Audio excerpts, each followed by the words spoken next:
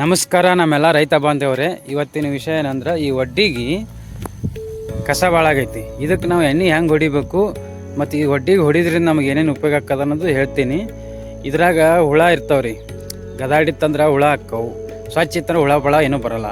ಮತ್ತು ಕೀಡಿ, ಸೈನಿಕ ಹುಳ ಇಂಥವೇನು ನಮಗೆ ಬೆಳೆಗೆ ನಾಶ ಮಾಡೋವಂಥ ಹುಳಗಳು ಇರ್ತಾವೆ ಇದ್ರಾಗ. ಈ ಒಡ್ಡ ಸ್ವಚ್ಛ ಇಟ್ಟೇವಂದ್ರೆ ಹೊಲ್ದಾಗ ಬರೋದಿಲ್ಲ, ಹೊಲ್ದಾಗ ಬಂದು ನಮ್ಮ ಬೆಳೆ ನಾಶ ಮಾಡೋದಿಲ್ಲ.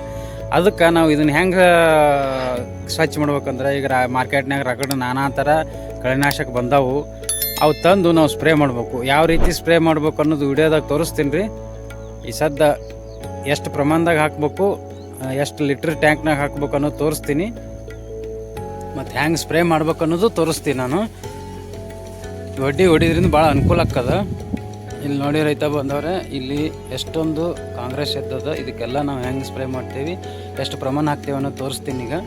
ಬರ್ರಿ ನೋಡಿ, 20 ಲೀಟ್ರ್ ಟ್ಯಾಂಕು, 20 ಲೀಟ್ರ್ ಟ್ಯಾಂಕ್ ಆದ ನೋಡ್ರಿ. ಇದು ಎಷ್ಟು ml ಹಾಕಕತ್ತೀರಿ? ಇದು 150 ml.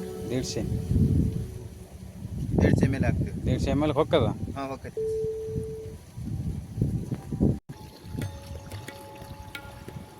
ಇದು 20 ಲೀಟ್ರ್ ಟ್ಯಾಂಕ್ ಐತ್ರಿ.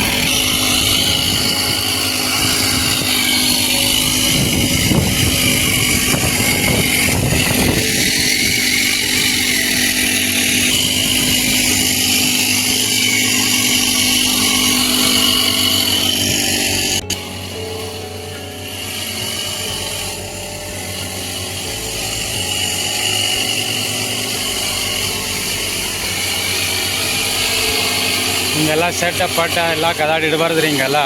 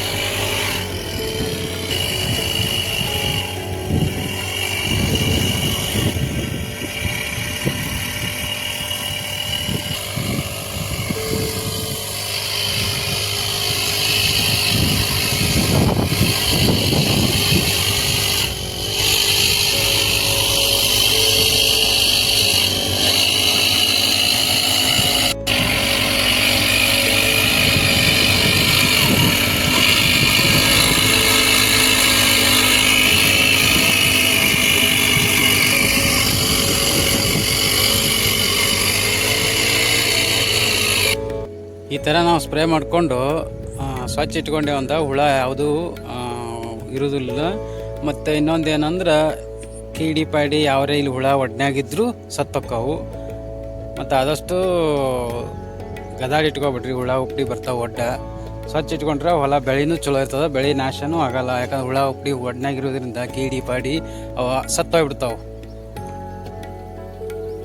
ಇವ್ರು ಕಳೆನಾಶಕ ಹೊಡೆದಾರ ಇವರು. ಅದ್ರೂ ಸ್ವಚ್ಛ ಇಟ್ಕೋಬೇಕಷ್ಟೆ. ಈ ಒಡ್ಡ ಪಡ್ಡ ಸ್ವಚ್ಛ ಇಟ್ಕೊಂಡೆ ಅಂದ್ರೆ ನಮಗೆ ಬೆಳೆ ನಾಶ ಆಗಲ್ಲ. ಒಡ್ಡನೂ ಸ್ವಚ್ಛ ಇರ್ತದೆ, ಒಡ್ಡ ಸ್ವಚ್ಛ ಇರ್ತಾರೆ, ಹೊಲ ಸ್ವಚ್ಛ ಇರ್ತದೆ. ಇಷ್ಟು ಇವತ್ತಿನ ಮಾಹಿತಿ ಐತ್ರಿ. ಇಲ್ಲ ಇಷ್ಟ ಆದ್ರೆ ಲೈಕ್ ಮಾಡಿರಿ, ಶೇರ್ ಮಾಡಿರಿ, ಮತ್ತು ಮತ್ತೊಬ್ಬರು ರೈತರಿಗೂ ಶೇರ್ ಮಾಡಿರಿ. ಜೈ ಹಿಂದ್.